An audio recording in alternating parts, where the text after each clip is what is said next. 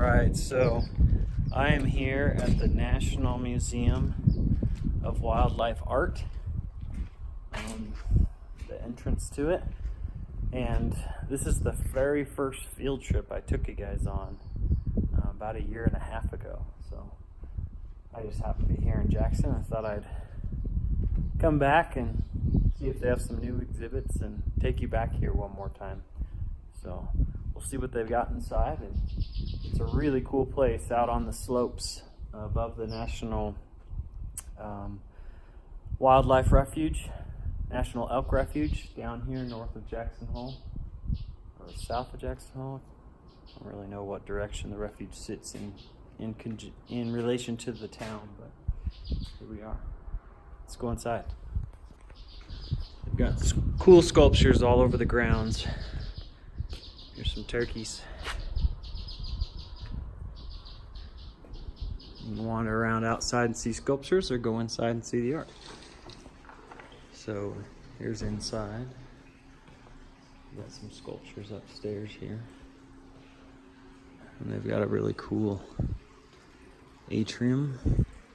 Not really an atrium. Well, kind of. There's a fountain there. The fountain sculpture. I'll take you and show you that. It's a moose. Got a totem pole. They got Grand Canyon of the Yellowstone. Big old painting. And they have a gift shop downstairs too. So let's go see what they have. There's a big old mountain lion posed on the rock. It's kind of cool.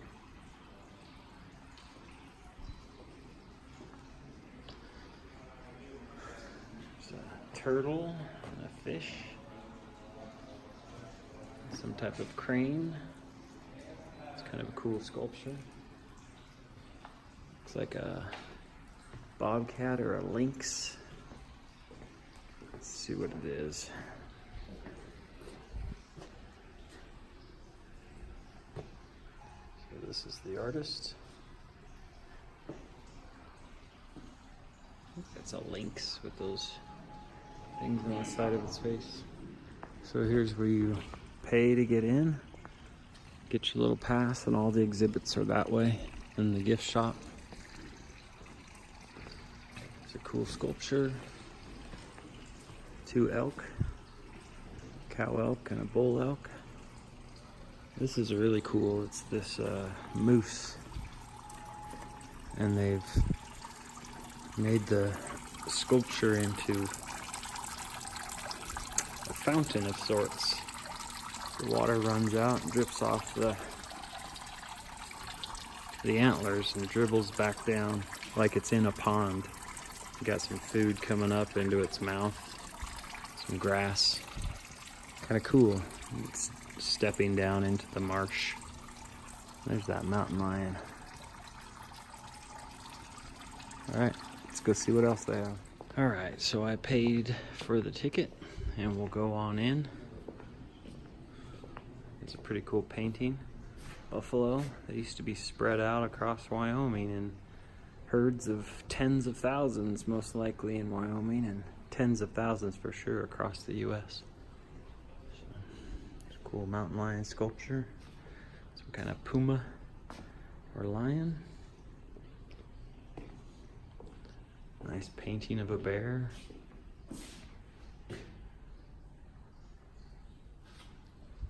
Lots of grizzly bears around here. I've seen one from a distance hunting. Well, I've been hunting in the mountains, but actually I was running around the Tetons. Saw one from a distance, but I've seen lots of black bears though. But grizzlies are scattered all over the mountains here. Here's a really cool painting of, looks like the elk refuge right outside. So I think between 7,000 and 10,000 elk pull down onto the refuge every winter from the mountains all around. Come from quite a ways, some of them. All right, let's go in, see what they got. I really like this sculpture here. It's pretty fun. It's all wood, and they've got you can see this lizard and a fish. Looks like a beaver, maybe. Some type of bird. maybe a bighorn sheep. They're just all stacked on top of each other. Kind of fun. Some type of ferret or something up on top. So, pretty fun sculpture. They have old artwork, so you can just tell by looking at this one. It's pretty old. So, 1870. They tell you who all the works are done by as well. So, I love this piece here. This big buffalo. In fact, a couple years ago I bought a print of this. It's a smaller print. And my brother's an artist, so he took a print of that buffalo and he built me out of barn wood a frame, and we have that hanging in our house. I think this is a really cool painting. I like this sculpture too. They've kind of exaggerated the thinness and thickness of different parts of the antelope, so it's not done to exact specifications, so there's kind of some exaggeration in making different parts skinny or thick, and I kind of like that. It's kind of a fun style. They have a little room back here if you're young, and you can go back in there and do artwork and touch some of the different items they have back there. And it's kind of for kids. It's a children's discovery gallery, so you young kids, if you come here, you can try out some things. They have a sculpture here you can touch, and they have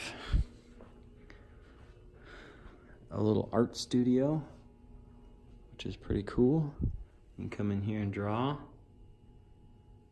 They have different pieces of animals if you want to draw some animals. They have different types of eyes here. If you want to try and draw the eyes, you can take these down and look at them. They have different types of noses, different claws.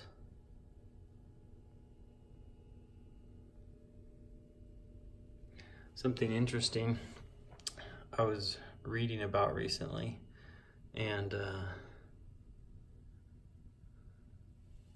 pretty sure they have these flipped, but the grizzly bear, its claw is long, and it can't use the claw to climb trees. So grizzly bears cannot climb trees. However, black bears have a claw, and I'm pretty sure they flipped the labels. Black bears have a much shorter claw, and it's got a point to it. And they can latch into a tree with those, and black bears can go up a tree lightning fast, really fast. But it's their different claw types that allow them to climb or not climb the tree. Kind of interesting. They have a little reading nook. You can come in here and read some books, probably mostly about wildlife. So let's go see what else they've got. This is kind of interesting. European Roots, Evolution of Wildlife Art. So I'll let you press pause and read that. You can press pause and read that. And they have a map of Europe. It talks about some different things. You can pause that and look at it if you want to.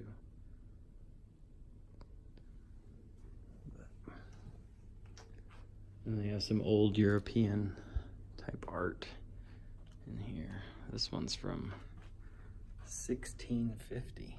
Whew. It's pretty old.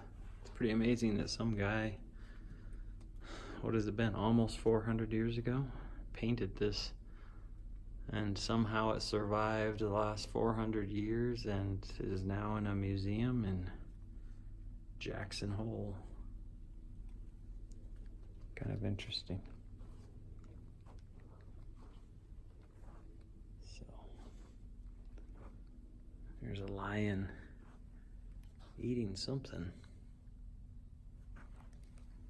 Eating a rabbit. Kind of cool. wildlife in American art. So they've got a picture of the United States here. And I'll let you press pause and you can read that. You can press pause and read that.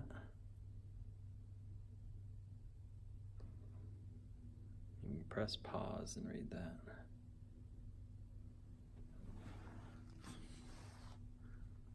So they have some old American art. Let's see, this one's from the early 1820s.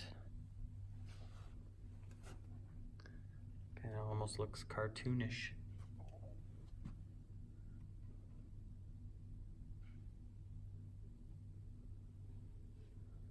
Some settlers talking to the Native Americans. Interesting. What else do they have in here? Oh, I like this painting. Here's a cool sculpture of a buffalo. But I like this painting over here. It's pretty mysterious. It's by William Hayes, done in 1869. You can see these antelope out on the plains, which we see all over Wyoming. There's a massive herd of buffalo. It looks like they're running from a forest fire. But it's just pretty cool, all this detail. You can see the scared eyes of the buffalo as the herd runs from what looks like a forest fire. You can see the moon or the sun. Not sure if it's day or night because of that fire poking out there. Pretty cool painting from quite some time ago.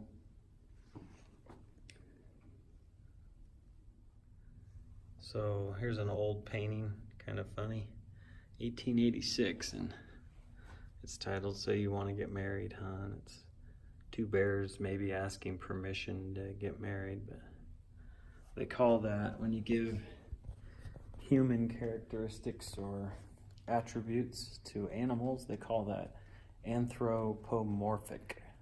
So we do that all the time with kids' movies and in books and stuff like that, but sometimes you see it in paintings as well. It's kind of a cool sculpture. Mountain lion and her, I was gonna say cubs, but I think they call them kits, but I'm not sure. Down here they call them cubs.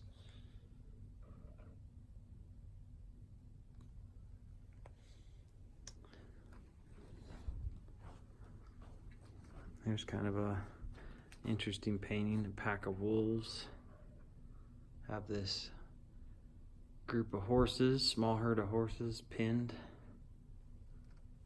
It's kind of fun watching these different things. See that, the green glow of the wolf's eyes. Kind of cool. And you see this one up in the corner. You wonder what happened to him. He must have got kicked by a horse or something. Sent flying. And that one's called The Struggle for Existence, 1947. It's kind of a fun one. These bears wrestling and mom watching out for them. And this guy probably not being too smart. Getting a little close. If mom sees or smells him, she's probably going to attack him to protect her cubs.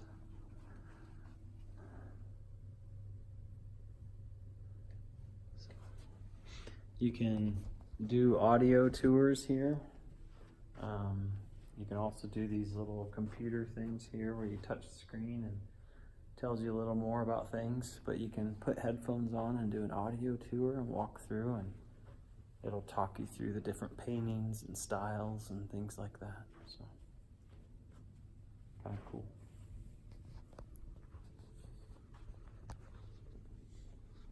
This Rungus gallery.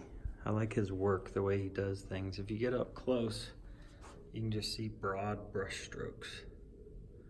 And you might say, oh, that's not very well done. I mean, that doesn't look up close. It doesn't look exactly like a mountain goat. You might even say, I could paint that, because the crisp, fine details aren't there. But then you back off and it feels real. It looks real.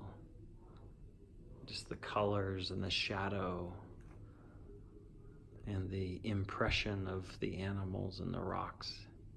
It's pretty cool when you back off. And you zoom back in and you lose a lot of that detail, and you realize it's just thick brush strokes creating the impression of shadow and detail. Kind of interesting. It's what I like about art. But this Rungus guy is a master of that, helping you to see light and shadow with broad brush strokes. And his work is really cool. Here's antelope. This looks like Wyoming, central and eastern and southern Wyoming, even northern Wyoming. They have a lot of antelope out here on the western side too, but where it gets more mountainous, you see less of them. So you can press pause and read that about Rungus. You can press pause and read that.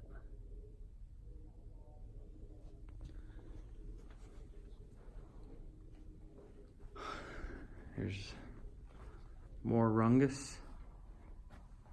Again, you get in, this one has a little bit more crisp detail, but even then you see the broad brush strokes.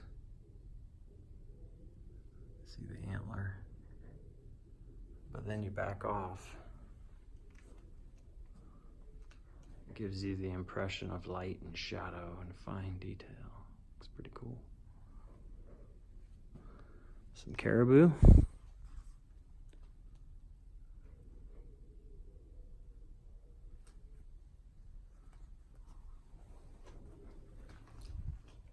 This one's a really impressionistic style, so you zoom in here close, and if I get up close, you're kind of like, what is that? Just almost looks like some artist's palette with random strokes of paint.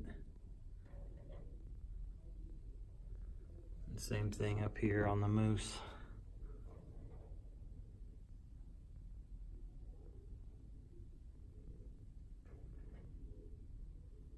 But then you back out and you have that impression of vegetation and forest and sky and trees, deadfall. Pretty cool. Here's one where he works with water. So a really beautiful mountain scene with water and those logs underneath the water that are kind of blurry. You zoom in on them. Come in close. There's thick brush strokes that give you the impression of wood under the water. Then you back out. Kind of cool. White-tailed deer.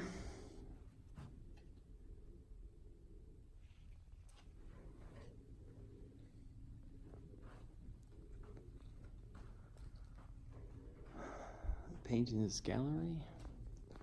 Let you press pause and read that about Carl Rungus. You can press pause and read that. So, he might be my favorite painter of Western art, Carl Rungus. I just like that style. Kind of fun. There's a sculpture of horses with those exaggerated features again.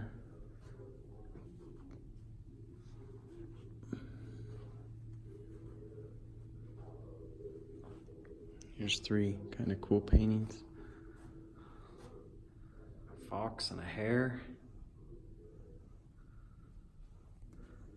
By Robert Kuhn. grizzly bears. Mom with their cubs. Again by Robert Kuhn.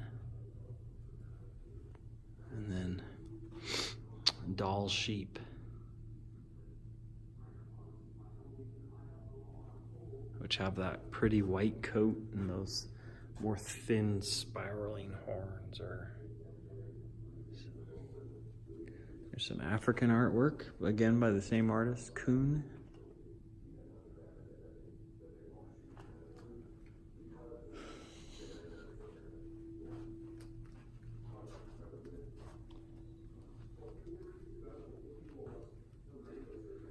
There's some big paintings. Oh, this is kind of a cool sculpture. It's like there's a bird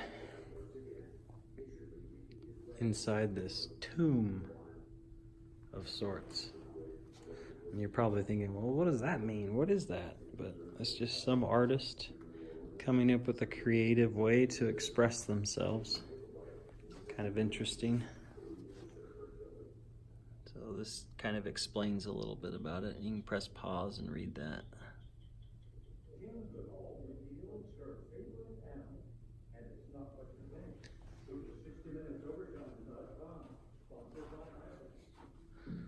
Big painting of a wolf. They've reintroduced wolves here into Wyoming, especially in the northwest corner. So we have reintroduced wolves in the Yellowstone, the greater Yellowstone Basin, and they're in Idaho, Montana, and Wyoming now. And it's pretty cool having wolves back on the landscape, but also there's kind of a balance there. They kind of have a tough time with livestock, people's cattle operations, and then they're having a real tough time with them. There's actually a herd of Rocky Mountain caribou, and that would come down, was living in Idaho, Montana, Washington, and they're having a real hard time keeping those herds alive of Rocky Mountain caribou. You never hear about those, and we didn't even know. A lot of people don't even know they're in the United States, but the wolves are really hammering some of those populations in Canada and in the US, just up there at the top.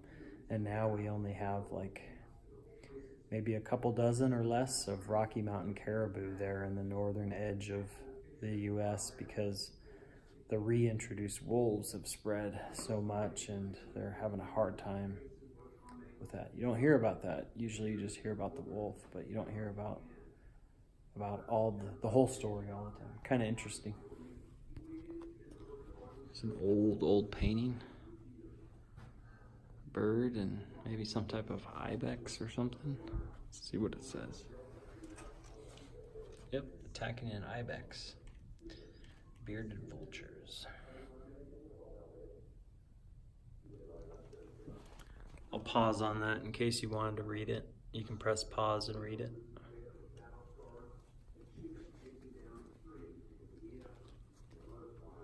So here's a very Wyoming scene. Antelope.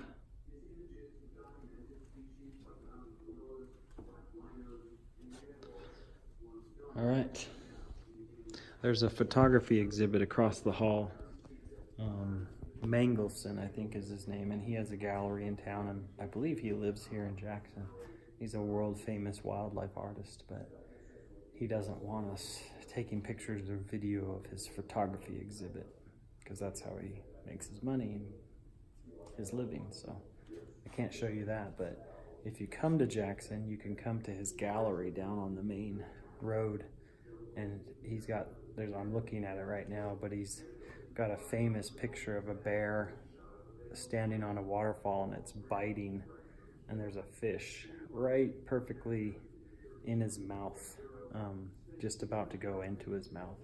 And then he has other famous pictures as well. But if by the time you come to this gallery, his exhibit's not in here anymore, you can always go to his gallery down in Jackson on the main road. Mangelson.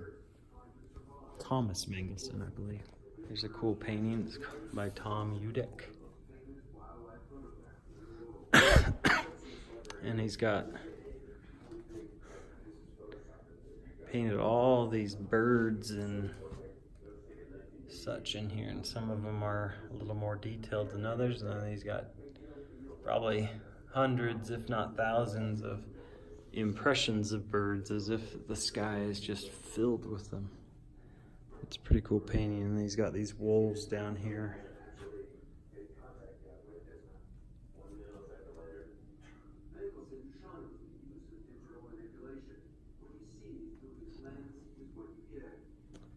And then here's a painting of a owl, kind of a more modern style. I'm not really so much into this style, but maybe some of you are. It's the cool thing about art is that everybody likes different styles and different paintings and so forth. So here they also have the John Clymer studio, which shows you what an artist's studio would have been like. So here he is, more than likely, I was gonna say a self-portrait, but it's not. It's been done by Tom Lovell. But these artists, depending on what they paint, will have their studio filled with costume or pieces. If they're a wildlife artist, they'll have different pieces of wildlife. They'll have reference books. But they like to have these to give them inspiration as they paint or draw, and they might bring something in just while they're working on one painting. So if they're doing a Western scene with a horse and saddle, they might bring that in so they can use it for reference and so forth. Then they'll have a big easel, and they'll have different oils if that's what they're working in or whatever medium they're working in. So kind of cool. All right, guys, so that's going to wrap up my field trip here. And if you're ever in Jackson, come to the National Museum of Wildlife Art. It's a really cool place. I like coming here. Lots of cool stuff to see. All right, thanks for coming by.